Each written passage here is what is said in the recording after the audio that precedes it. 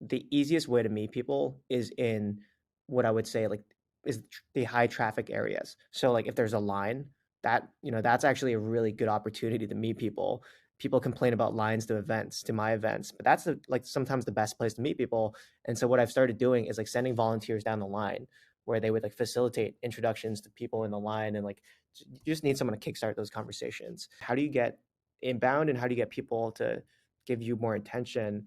Yep. I think it's actually the opposite. You go into these events with the intention of being interested in other people, not so much being the most interesting person in the room. Hey everyone, this is Prashant and I'll be your host for the VC10X podcast. And today we have Andrew Yeung with us.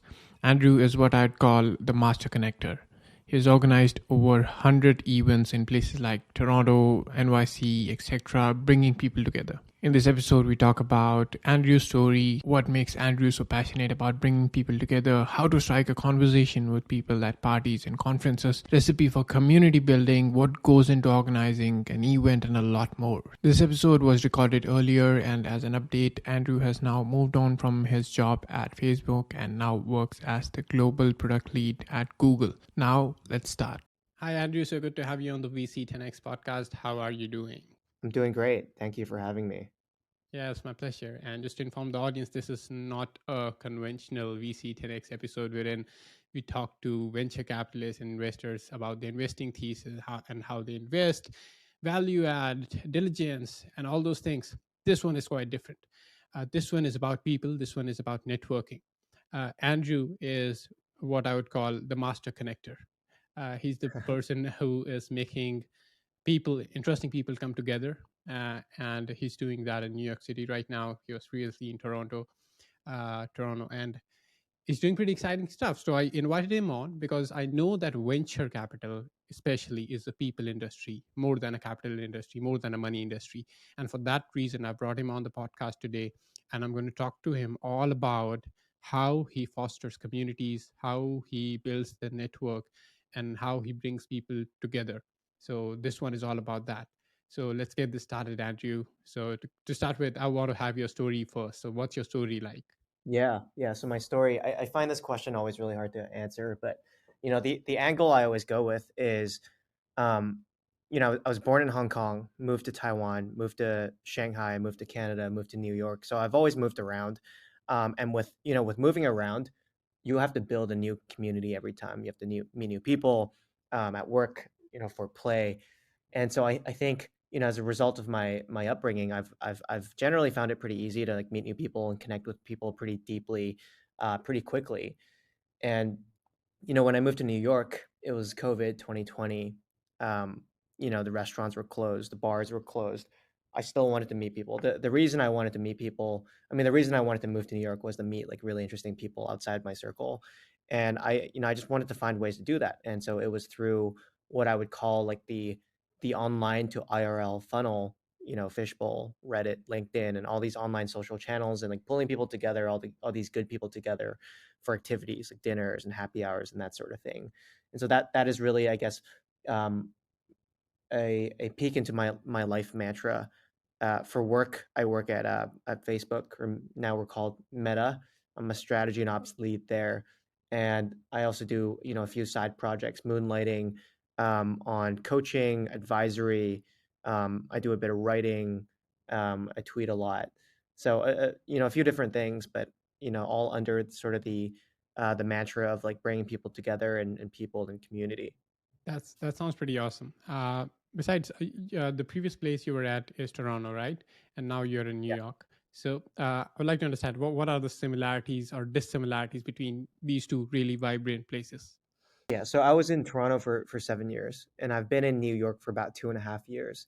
What I will say, it's hard to generalize like an entire city, and I think within New York, my crowd has mostly been like tech and VC, and like consulting and business, and so like I think I'm definitely in a bit of a bubble, and these are definitely not generalizations for the entire New York City, but I find that people in New York are often they're always in motion. They're always moving somewhere. Um, they always have something to do. And there's this meme out there which is like VCs and founders will try to attend like 5 events in one night, especially during things like the New York Tech Week. And so people here are always doing things, always looking for sort of the next step. Um, if you contrast that to my experience in Toronto, I think people there sort of take things a little bit more slowly and intentionally, I guess, and have a little bit more fun. It's I would describe it as calmer. There's more stillness. There's a bit more peace and quiet, which is really evident. I used to live in Midtown Manhattan, and when I would visit Toronto, I would live in like Midtown Toronto. It was a huge difference in terms of like the energy, the people, the sounds, the smells. And so that's like really probably the biggest thing that stands out. Like people in New York are always sprinting, and in Toronto, it's a bit of like jogging and chilling and then jogging again. I love that. I love that description of how you describe that one is a really fast moving city and the other is more like peace loving and moving at its Yeah, own pace, right? yeah. Amazing. Brilliant. Besides, what makes you so passionate about bringing people together? I can understand like some people are really interested in meeting new people. But for you, it's you have taken it to another level. You are not just doing it for yourself, you're helping others do that too, uh, organizing these events. So why do you do this? Yeah, I think there's an innate sort of belief that good people need to meet other good people. It's sort of like a 1 + 1 = 3. When you bring two good people together, good things happen. And so like even when I was like younger, I loved hosting like dinners. I love seeing the different perspectives, different brilliant perspectives come together in a room. It's really fascinating to me. And when I think of like all the good things that have happened in my life, like the job I have, the city I live in, the things I do on the weekend, it's all about the people, right? And that's a huge cliche, but I don't think I don't think generally people spend enough time like branching outside their comfort zone for many reasons, maybe fear, maybe just they don't have the time for it. So I think there needs to be an intentional sort of push to bring people outside their immediate circles and connect them with other people for purposes of business or personal life or social life. But it really comes from within. I've always liked hosting things and bringing people together. That's pretty awesome. And talking from the perspective of someone who is kind of an introvert, so you always feel like, okay, let's start going to events, let's start connecting with people. But that's actually the easy part. The hard part starts when you get there. So Yeah. I want to understand from you, like once you're in an event, there are interesting people all around. How do you connect with people then? What do you do? How do you strike a conversation there? Yeah, I used to be really shy, and I used to like go to like a few networking events, let's say like 7 years ago, and I really struggled. And so like my path into meeting people when I first started was like I would try to speak to the people that were not getting a lot of attention. And so if you think of like the classic student networking event where it's like 100 students and maybe like 20 reps, most of the people will crowd like say at the CEO or like the really high profile folks. I would probably go to the people that did not have as much attention and sort of just have a more genuine conversation. Be like, "How was your day?" Not so much like, "How do I get your job?" But like have a very genuine conversation, sort of in a in an environment that is more seems more authentic. Um, when I think about going to events now, the easiest way to meet people is in what I would say like is the high traffic areas. So like if there's a line, that's actually a really good opportunity to meet people. People complain about lines to my events, but that's like sometimes the best place to meet people. And so what I've started doing is like sending volunteers down the line where they would like facilitate introductions to people in the line and like you just need someone to kickstart those conversations. And then when you're in the venue, right, it's like by the refreshments table or the beverages because everyone's lining up trying to get a drink, or maybe it's by the name tags. So if you're more on the sort of introverted side, or like if you're not used to sort of just speaking with someone outside your comfort zone, stand and just hang out by those areas and like they'll come to you. It's more of an inbound thing. Yep, that sounds pretty awesome, and it's really helpful for someone who's new to attending events. Like, you should target Right. people who are not crowded. You can just go to them and strike a normal conversation. Don't try to ask a really deep, insightful question about the industry, about their work. Straight up, Yeah. start Yeah. easy, right, and then build your conversation from there. And yeah, that's it, right? It's not that hard. Pretty Yeah, brilliant. And yeah, like even in the lines and everywhere there's an opportunity to strike a conversation. You just have to, and you don't have to make a big deal about it. Like the mistake I feel that most people do is they make a big deal about talking to someone and breaking the ice. Just make it casual, right? Just make it casual. Just go, maybe give them a compliment or something, or yeah, ask them how was the day, how are they liking the vibe, right? That's it. Pretty 100%. cool. Yeah, Yep.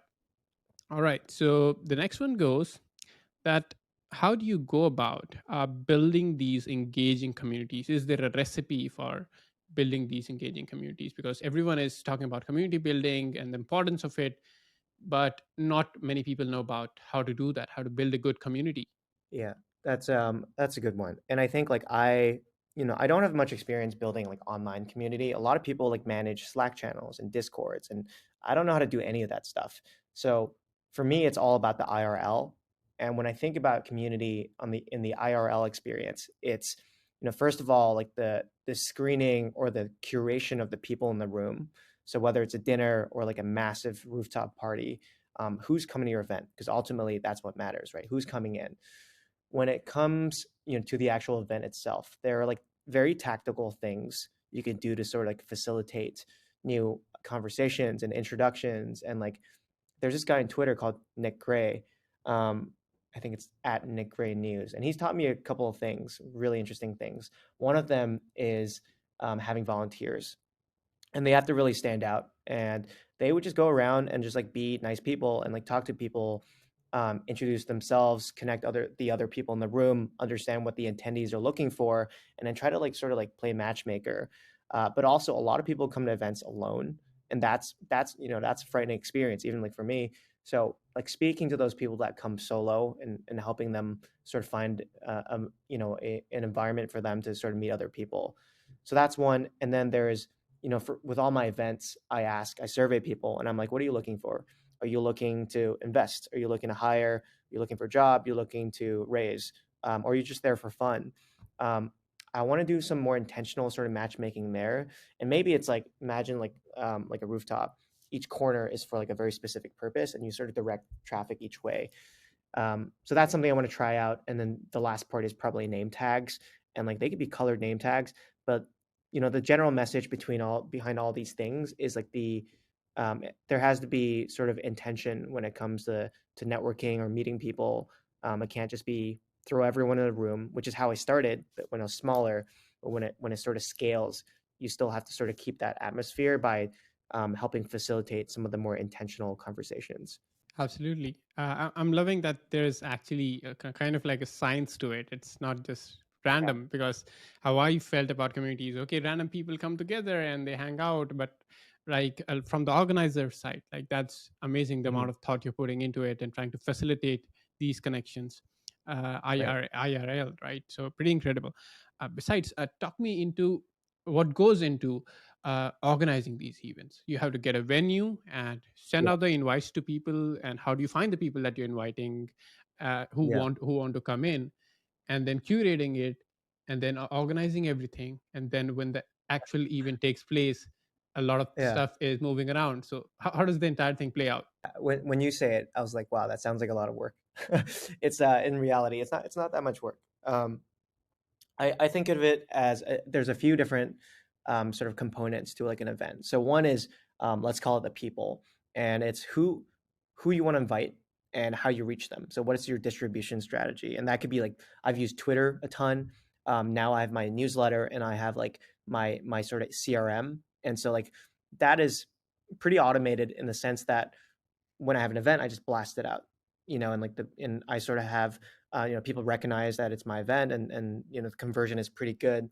So that's the first part, the people. Um, then there is sort of the intention and the context of the event, which is like, why are you bringing people together? And like, quite frankly, mine is pretty, it's pretty vague. It's I want to get brilliant people who are also very kind together in a room, and I think when you do that, like magic happens, and people find their people. So that's generally been my theme. But if you're a company that wants to throw an event, maybe you want to drive leads, or maybe there's brand awareness, or there's a very specific purpose. So like really understanding that. And then there's the venue, the location of the event. This has always been the hardest part for me. And it used to be like me. I called up like 42 bars and lounges the first time I did this, and that was, imagine how much time that took. That to me was my biggest sort of blocker. So I made it very intentional to reach out to some of the people running these venues, and I would go all the way up, right, to the people who own the venues, and be very intentional in building relationships with them. And so now I have a bit of a network where it's very turnkey for me to activate an event. Um, and there's also sort of a recipe or playbook behind it. So I went to SF and I put together in 2 days. I put together a party for like, I think like 400 or 500 people. Found a venue and everything. So there is some like language and tactics you can use to sort of work with hospitality leaders.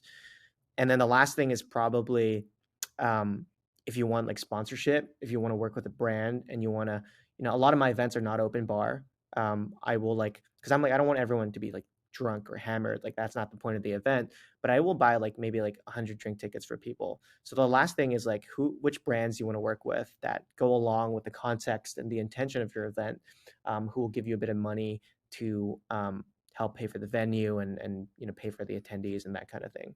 Yep, that sounds pretty incredible. And talking about the venue, so are you partnering with the venue that you don't have to pay for it because they are also kind of promoting the bar or whichever place that is because more people visiting, right? Or is it Yeah. more like a monetary thing that okay, I'm going to pay you this much and you give me the venue for this day? So how does that work out? It will depend on the venue, but generally, venues do like a minimum spend, Hmm. which is not too hard to hit if you negotiate a little bit. If you right off the bat, if you have no relationship, they'll give you like, there's a venue called the DL in East Village, and they have like a 40K minimum on like a Friday. So that's pretty high, right? Um, but it really depends on the venue. You can negotiate like there's venue fees, which I think are stupid, so I try not to pay them. And then like you can charge attendees tickets, which I don't do either. But yeah, it's normally the minimum. Okay, great. So you pay for this all by yourself, or how does the economics of this work out? Yeah, so if it's a minimum, I don't mind putting my card down. Hmm. Often I'll hit it. Sometimes I'll get some sponsors to help me cover a venue fee, Right. or the minimum just in case I don't hit the minimum, they'll help me cover it. But generally, it's just me putting myself on the line. Awesome. That's pretty awesome of you to do that, right? Besides, what are the kind of people that actually attend these events mostly if we try to categorize them, and what percentage of people comprise of what Yeah, category? Because everyone has an intention to going at even someone is looking to get a job, someone is looking to find an investor, someone is looking to find a portfolio company that they would like to invest in, and someone is right. just wanting to make friends, right? So Yeah. what kind of people are majorly there? So these stats are rough, but I have a survey, and I do a postmortem after every event to understand the people that came. Um, these are a little bit rough, but out of like let's say 20 to 30 events in New York City, 21% of them are founders and CEOs. 17% of them are investors. 17% of product managers. 15% are software engineers. And then there's like I think like 10% management consulting, and then I don't know what the remainder is. I can't do the math right now, but the remainder is like people in the creative industries, healthcare, finance, that kind of thing. Um, in terms of the intention, I haven't looked into this too much. I do have the data, but in New York City, a pretty large proportion, I would say over 40%, come because they come just for fun or they come to meet new friends. I did two events in San Francisco for 1,000 people, and there it was much lower. It was like 25 or like to 15 to 25% that was like just for fun, and most of them were trying to network and find investors. That was the biggest thing. So it differs by city, but in New York, it's mostly, well, not mostly, but it's a large proportion is fun, and then everything else is probably general networking. Great. And I do believe you have some stories of these intentions getting fulfilled as well. That someone who was looking for a job actually found a Yeah, job because of a yeah, connection they made at an event, right? Or someone who's looking for an investor found an investor. So, can you share some of those stories here? yeah. I think I don't have the exact numbers, but there's definitely been. people messaging me after saying, one, like friendship, that's the biggest thing. People have made a ton of friends from these events. People have raised, people have hired people, interviewed people. Um, I can't count on one hand. I mean, I can't count generally how many of these sort of connections have been made, but it's been flooding my inbox and my Instagram, and it's like I met this person, and it's interesting because like if you follow sort of the attendees of the event on Instagram, there's always going to be a mutual or like multiple mutuals, which means it's really like, when I first started, it wasn't so much of a community. It was just like people coming to an event. But over time, people come to more and more, and I've done 100 now. It started to form a little bit of a community on its own. And a lot of that happens behind the scenes. I don't really see it unless they message me, just because there's so many sub pockets of groups. But yeah, definitely a lot of cool success stories. Great. And are there any specific tactics or things you can do at parties that will make you the person that everyone wants to talk to, like the man or the girl of the party, right? Yeah. I'm not good at that. So all my events, I don't Right. wear a name tag. I wear like all black, and I sort of hang out in the background because there's probably a meme going around which is like no one can ever find me because I'm probably with a few select people with my friends, or I'm running like the operations of the event. And the reason for that is because it's not supposed to be like an audience. The chairs are not pointed toward me, they're pointed inward toward each other. And the intention of the event is for people to meet each other and talk to each other, not to talk to me or whatever. So I'm very intentional with that. And with your question, which is like, how do you get inbound and how do you get people to give you more attention? Yep. I think it's actually the opposite. You go into these events with the intention of being interested in other people, not so much being the most interesting person in the room. And that has a magical effect. It makes people like you more, it makes people connect with you more. So I would think I would say the mindset going into an event is like meet people, give them value, by being present, asking good questions, getting to know them, and just, that is very valuable in its own. It just gives them a good experience, and that will lead to many more relationships than trying to be the most interesting person in the room. Absolutely. Love that, Dick.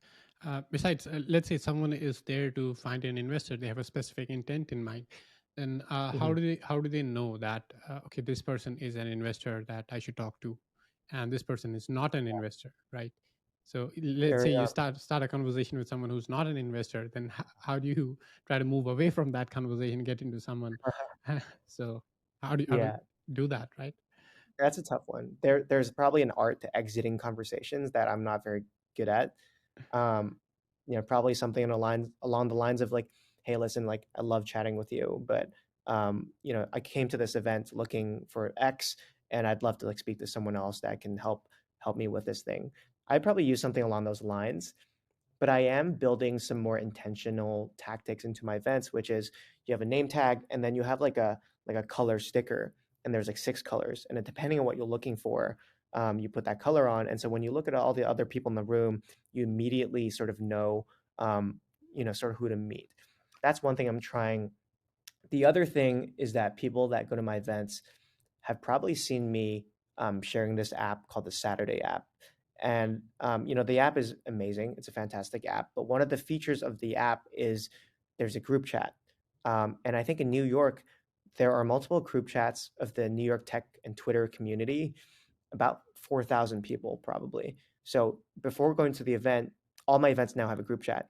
Go in the group chat, be like, introduce yourself, be like, here's what I'm doing, here's who I'm looking to meet. And I've seen a lot of people do that, and it's yielded pretty good results. Then they'll connect on their own, and it's also location based. So you're able to sort of meet up with people. That internet, the online to IRL funnel has been pretty vastly shortened, just through the app. So I would encourage using tools like that, or specifically use that app. Right, right. And I would like your take on networking. What do you think is networking? Because a lot of people think of networking as something transactional, right? That I'm going to get Yeah. something in return by meeting this person, right? So, do you think that that is a good approach? Of course, like you can have an intention. Of course, you want something in return, but that Yeah. is that a good approach while trying to connect with people that you're having this transactional thought in mind that, okay, I want this out of this person? Or does it help to be more real and try to build an actual meaningful relationship with them that stays regardless of your need is Yeah. fulfilled or not, right? Yeah. It's a really good question, and it's a really tough question. I sort of think of it from the lens of like make friends first, right? Make friends, and then in any, at least I, in any scenario, I don't want to work with people that I don't admire as friends anyway. So there's a few different components to networking. I think one of them is like you need to build it before you need it. Because if you reach out to someone and you have an immediate need, there's not going to be any kind of rapport there. It's going to be immediately seen as transactional. So one of them is build ahead of time. And like, how do you do that? You go to events like this and you just make friends because you don't need anything. You're just there to give value, be present, have fun, bring sort of good energy. And when it comes to a time where you need a favor, you need some support, then you can reach out to these new friends. That's always been my approach. Um, I've always built it ahead of time, but I understandably there are people there with immediate needs who are need a job. But even with that, you can still be a friendly, kind person, and not as direct as some people are when it comes to transactional networking. Right. And that is a good reminder to people that networking is not something you start when you have a need. It is something that you start right away, right? Like this moment. If you haven't started yet, you should start right now. Start building relationships. Uh, and over time, that will build into a network of people that can add value when you need it, right? And they'll be there at that point, and you will not have to go out at that point trying to look for them because they're going to be there already, right? So Right. that's an amazing note. And besides, you're doing pretty great on Twitter as well. I saw that you're pretty new there, I believe. And one of your tweets, which was about an event that you're organizing in NYC, got about 400,000 impressions, and a lot of people wanted to be there, right? So tell me about that and how many people actually signed up for the event and came together. Yeah. So that specific tweet you're referring to, I think you said like 400K impressions. Yeah, something like that. That was one of my first um, curated events, and there were about 250 people, but I did have to close the list off. So the reason I don't like doing as like big curated events, which is a weird term in itself, because I don't like sort of screening people and rejecting people or declining people from the event. So the idea there was it was my first push into bringing the brilliant people together that are also kind in my network, at a bar that I sort of rented out, and I tweeted random. I tweeted a picture of the bar. I was like, "Who wants to come?" And I had like 1,000+ likes and 1,000+ comments. My intention was not to engagement bait anyone. I ask people to comment because it's a lot easier for me to send out invites from a comment versus if people DM me, it's in like two different inboxes. But that to me really just spoke to how much this was needed in New York City. People are craving to sort of meet other like-minded people, in tech and VC, whatever the industry it was or is. But people are really looking for something like this. And so that was my foray into like events. And then from there, I just did a few more, which have continued to get bigger, which again continues to sort of validate um, the need for like connection and community in a such an isolated place like New York. Yep, absolutely, and that is needed not just in New York, but anywhere you talk about. Like we, people always want to come together, and if it's with like-minded people, that's even better, right? So you're doing Mhm. pretty incredible work there. I love talking to you, and I hope that more people can start their networking journeys right away after listening to this episode, and with the insights that are gathered from the master networker, the master connector himself, Andrew. And great talking to you, Andrew. Thank you for coming on and sharing your insights. And would love to be at one of your events one day. Thank you. You're welcome anytime, and thanks for having me. My pleasure.